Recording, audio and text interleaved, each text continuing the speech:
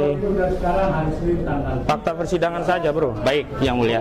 Ternyata Airlangga Hartarto yang kita gugat secara pribadi justru mendatangkan alat negara, aparat-aparat dari kementerian.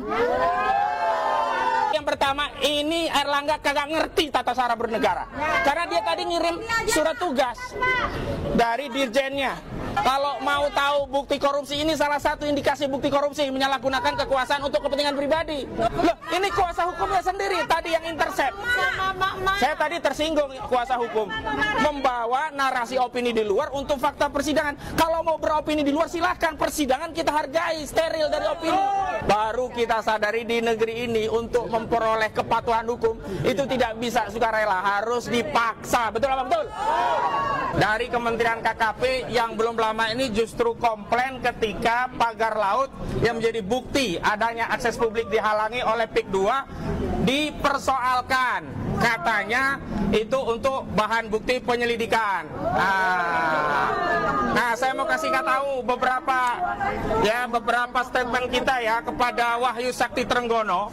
Ini yang pertama, ini pejabat tidak etis, tidak tahu bagaimana tata krama bernegara. Lebih hebat yang namanya Khalid Mihdar, nelayan dari Banten. Ya. Kementerian KKP itu bukan atasan TNI AL. Yang punya kewenangan menegur TNI AL adalah institusi TNI, yakni Panglima TNI atau setidaknya Kasal.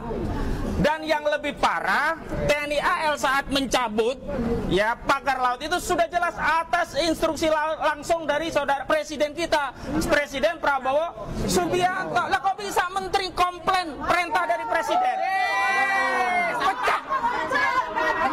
Jadi menurut kami ini menteri nggak tahu etika, nggak tahu hukum, pecat saja.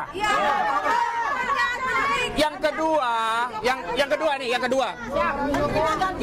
kedua, mau bambu itu hilang semua, itu buktinya banyak. Kami bisa jadi saksi, itu juga bukti. Video juga bisa jadi bukti.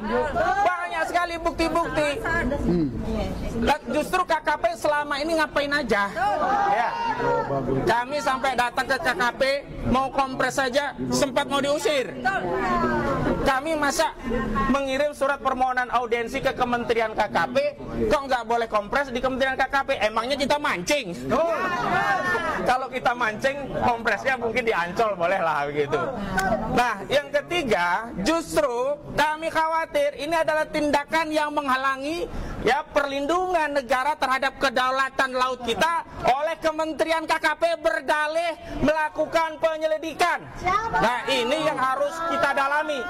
KKP itu memberikan statement itu, Wahyu Sakti Trenggono itu atas otoritas presiden atau otoritas yang lain, atas perintah Prabowo atau perintah Jokowi, atas perintah Prabowo atau perintah Aguan, atas perintah Prabowo atau atas perintah Antoni Salim. Dan ini semakin mengkonfirmasi di negara kita ada otoritas lain yang lebih ditakuti oleh menteri, dan ini menjadi bukti ada negara dalam negara di Republik ini. Jadi itu ya untuk yang pertama. Yang kedua, kita masuk ke substansi persidangan. Kita prihatin, bersedih sekali hari ini. Kenapa? Ternyata kualitas pemimpin kita yang kita anggap mengerti bagaimana memimpin rakyat, tata kelola negara, ternyata Airlangga Hartarto yang kita gugat secara pribadi justru mendatangkan alat negara, aparat-aparat dari kementerian. Ini sama saja abuse of power. Jadi yang pertama, ini Airlangga kagak ngerti tata cara bernegara. Karena dia tadi ngirim surat tugas dari dirjennya. Jadi kalau dia ngerti, kalau pribadi ya dia sewa lawyer, berapa sih harganya sewa lawyer?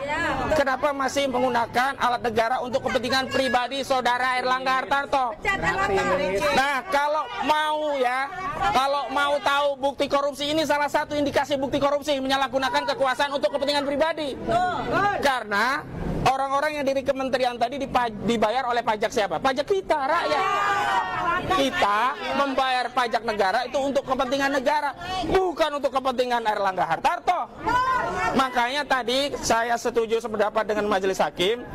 Orang dari Kementerian Ekonomi tadi ditolak.